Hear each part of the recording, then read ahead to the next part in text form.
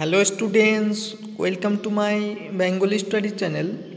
Bengali study চ্যানেলের পক্ষ থেকে তোমাদের সকলকে স্বাগত।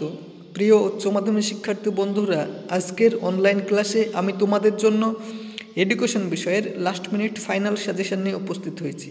কারণ তোমাদের যেহেতু আর পরীক্ষার বেশি দিন নেই, সেই কথা মাথায় রেখে আমি তোমাদের সামনে আজকে যে প্রশ্নগুলি বলবো সেগুলো যদি তোমরা ঠিকমতো প্রিপারেশন নাও, তাহলে তোমরা ফাইনাল পরীক্ষায় গিয়ে 100% প্রত্যেকটি প্রশ্নই তোমরা কমন পেয়ে যাবে। কারণ তোমাদের এডুকেশন বিষয়ের 4টি পার্টে বিভক্ত থাকে প্রশ্ন।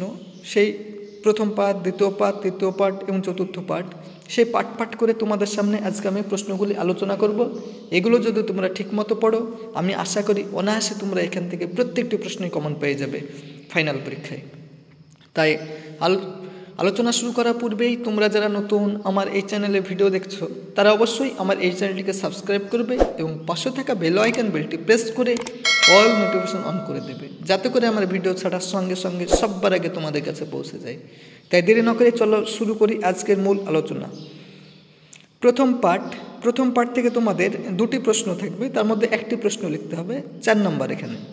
তো 1 নম্বর প্রশ্ন, সর্বশিক্ষা অভিযান কি, এর লক্ষ্য উদ্দেশ্য কর্মসূচি লেখো।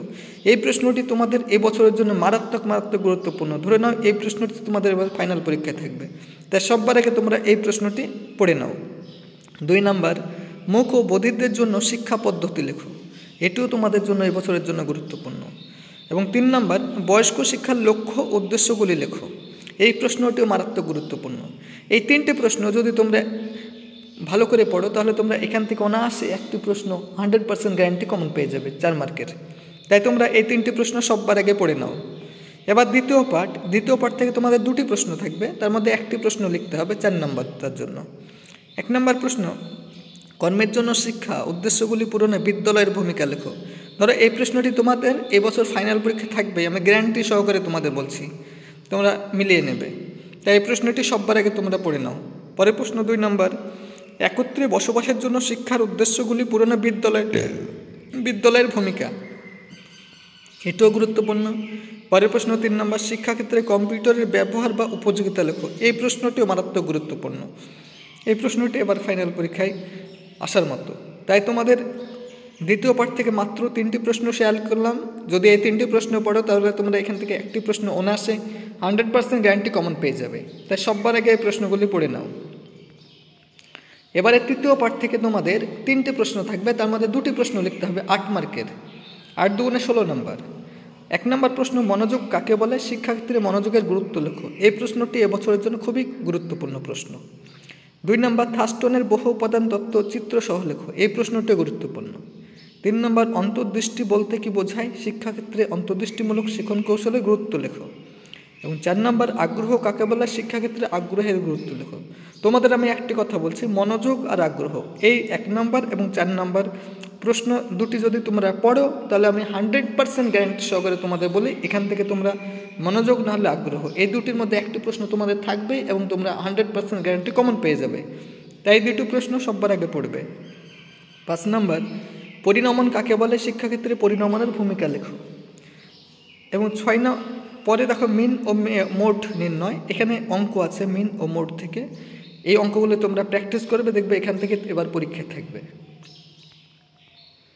এবারে চতুর্থ পার্ট থেকে তোমাদের 3টি প্রশ্ন থাকবে, 2টি প্রশ্ন লিখতে হবে।